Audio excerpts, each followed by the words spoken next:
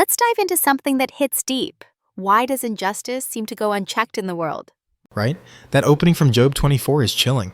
Why aren't times laid up by the Almighty? It's like he's asking, where's divine accountability? Exactly. And it's not just a complaint, it's a whole catalog of wrongs. People moving boundaries, stealing flocks.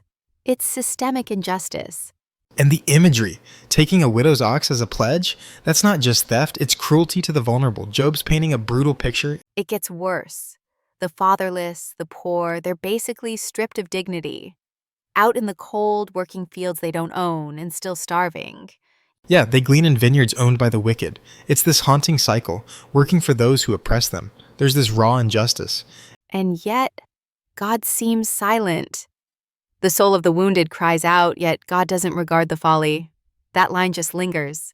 It's the core tension of Job's speech. If God sees everything, why does he appear absent when injustice flourishes? You know what's eerie? Those who rebel against the light. It's not just physical darkness. They choose ignorance, hide in shadows. Right? Like the murderer who rises with the light or the adulterer waiting for twilight.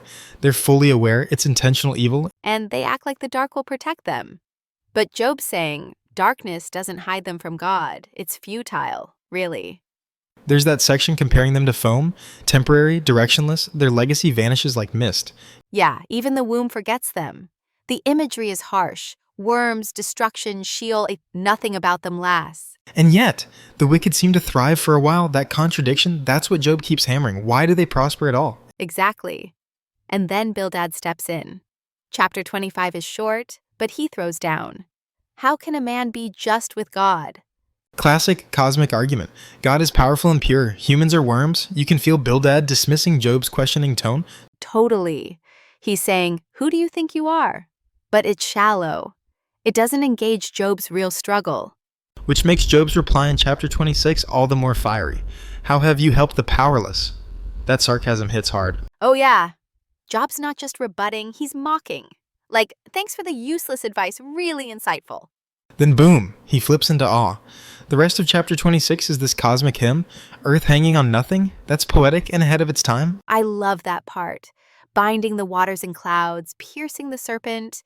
It's grand and mysterious. And he ends it with that whisper-thunder contrast. We hear only a whisper of him who can understand the thunder of his power. So Job's saying, yes, God is vast, but that doesn't mean human suffering isn't valid. There's reverence, but also confusion.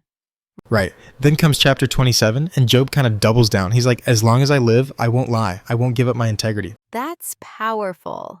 He refuses to fake guilt just to make others comfortable. He's holding the line. And that bit about the godless having no hope when God takes their life? It flips the Bildad argument. Job knows wickedness ends badly. He even describes what that downfall looks like. Silver like dust, houses like spiderwebs, swept away by the wind. It's poetic justice.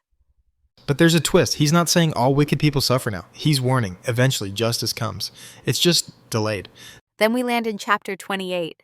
Big shift. It's almost like a philosophical interlude. Totally. It opens with mining, silver, gold, sapphires. Humans go deep into the earth, risking everything, seeking treasure. And yet, wisdom. Nowhere to be found. Not in the sea, not in the depths. Even destruction and death only heard rumors of it. It's humbling, right? We're great at digging stuff up, but we can't mine wisdom. It's not for sale. Not even Topaz can buy it. And then comes that punchline. The fear of the Lord, that is wisdom. To depart from evil is understanding. So good. It's not just knowledge, it's moral, it's doing the right thing, not just knowing facts. And it ties back. All that injustice from chapter 24, it's not just that people are bad, it's that they lack true wisdom. Which, in Job's view, is divine. You can't learn it like a trade. You receive it when you revere God and reject evil. So it leaves us wondering, if wisdom is that hidden, what's our role in pursuing it? Can we ever really grasp it? Maybe that's the point. It's not about mastering wisdom, it's about being humbled enough to seek it. That's a rap-worthy thought. Job's journey isn't just about answers. It's about learning to ask the right questions. And learning that silence from God doesn't mean absence. Sometimes the whisper is the answer. So next time we see injustice or feel unheard, we might need to lean into that mystery rather than rushing to solve it. And maybe remember, wisdom isn't found in the light alone. Sometimes it's in wrestling with the darkness too. Let's leave that with our listeners. What does wisdom look like in your life? And how do you know when you found it? Big question. Until next time, stay curious and stay grounded.